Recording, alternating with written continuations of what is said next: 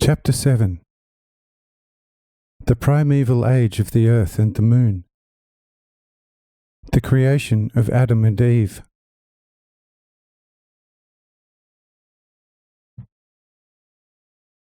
Now I will show you the organic creation, from the first to the last, and from the smallest to the greatest, and how I made everything out of my love and wisdom, and the everlasting order out of both, which is the word of eternal might and power deep within the deity. And behold, there does not exist anything in all the spaces of infinity, be it great or small, that was not made through it. Behold and listen.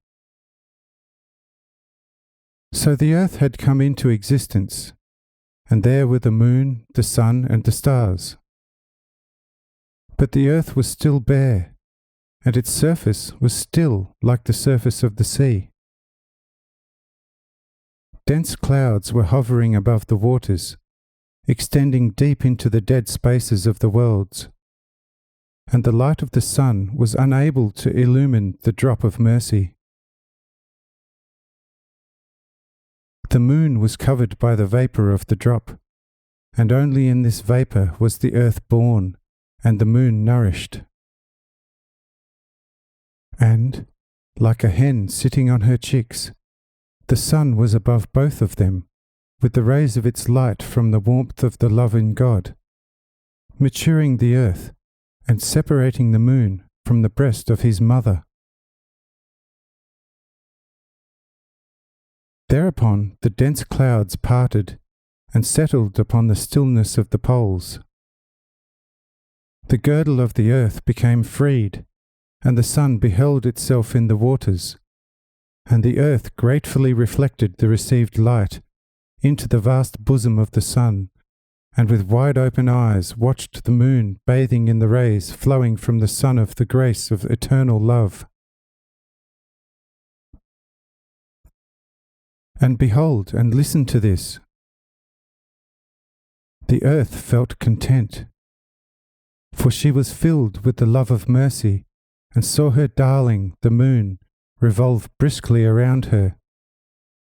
And love swelled her wide bosom with the breath of mercy, as if she wanted once more to offer the child her breast filled with the milk of grace. But the milk coagulated through the warmth of merciful love, and became firm land, towering above the seas. And the seas sank back into the depths, and were like the water that separates from the coagulated milk, to appease the indwelling wrath through the salt of grace by the mercy of love out of God in all the power and might. And lo, it became calm on earth, and in all the spaces of God's infinity, and for the first time eternal love fully descended to the earth, and in its almightiness and power breathed over the surface of the earth. And behold, a variety of herbs, plants, bushes, and trees sprouted from the firm parts of the earth. And the seas, lakes, streams, rivers, brooks, and springs teemed with all kinds of worms, fish, and animals. And the air was filled with birds of all kinds. And the number of all the various species in the waters, on the land and in the air, was like the number of man who was made from this number, and was like the number of the grace of love, and was like the number of the future salvation and the rebirth resulting from it. And behold and comprehend what until now no one has beheld and comprehended. Eternal love took that number out of itself, and the number was the order and the eternal law within it, out of which and within which eternal love has forever existed, is still existing, and will be existing in all the might and power of the holiness of God. And it took clay, which is like the cream of the coagulated milk, and with the hand of its might and the hand of its power, according to the number of its order, formed the first man, and breathed into his nostrils the breath of life. And the breath became a living soul within him, and the soul fully pervaded the man who was made in accordance with the number of the order from which all the spirits had been made, and the worlds in the spaces of infinity, the earth and everything on it, and the moon and the sun. And lo, this first man on earth, who came forth from the hands of the might and power of eternal love, was called by the mouth of merciful grace Adam, or Son of Mercy and Grace. Now take good note of this. This Adam was in the place of the first of the fallen spirits. It was not shown to him who he was, and since he did not recognize himself, and could not find anything that was like him, he became bored. And behold, imperceptible to the still blind eyes of his soul, eternal love breathed on him, and for the first time he fell asleep within the sweetness of merciful love.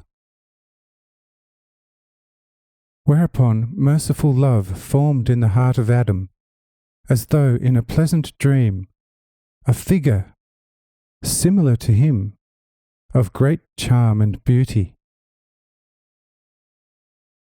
And eternal love saw what great joy Adam experienced through the inner contemplation of his second self.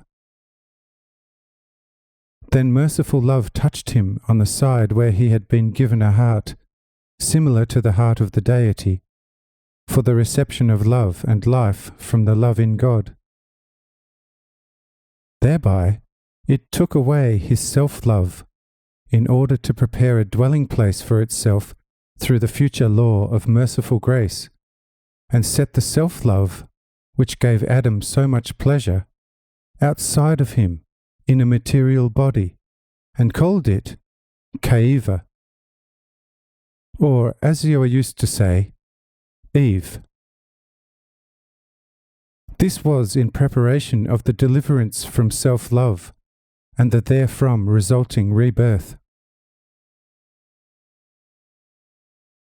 And behold, merciful love touched him and awakened him for the contemplation of his self-love outside of him, and saw that he had great delight in the contemplation of his love outside of him, and was extremely cheerful. And this love, which was now called Eve, had pleasure in the man Adam, bent towards him, and followed his every movement. And behold, eternal love addressed Adam for the first time. Adam. And he spoke for the first time. Here I am, Lord of glory, might and power. And eternal love spoke again. Behold your helpmate. And Eve answered, Behold, O Lord, the maid lying obediently at the feet of your Son, and awaiting his orders. And behold, merciful love found great pleasure in the works of its might and power, through the grace of its mercy, and continued to speak and instruct them in all things, teaching them to know, to name, and how to use them. And when they understood and knew all things, and were able to use them, merciful love again spoke to them. Now you have learnt of all things, you know them and are able to use them, except for one thing. And this I will now teach you, and put into you the power to procreate and reproduce your kind. But you are not allowed to use it before my return, when I find you clothed with the garment of obedience, humility, faithfulness, and chastity. However, woe upon you if I find you naked. I shall cast you out, and the consequence will be death.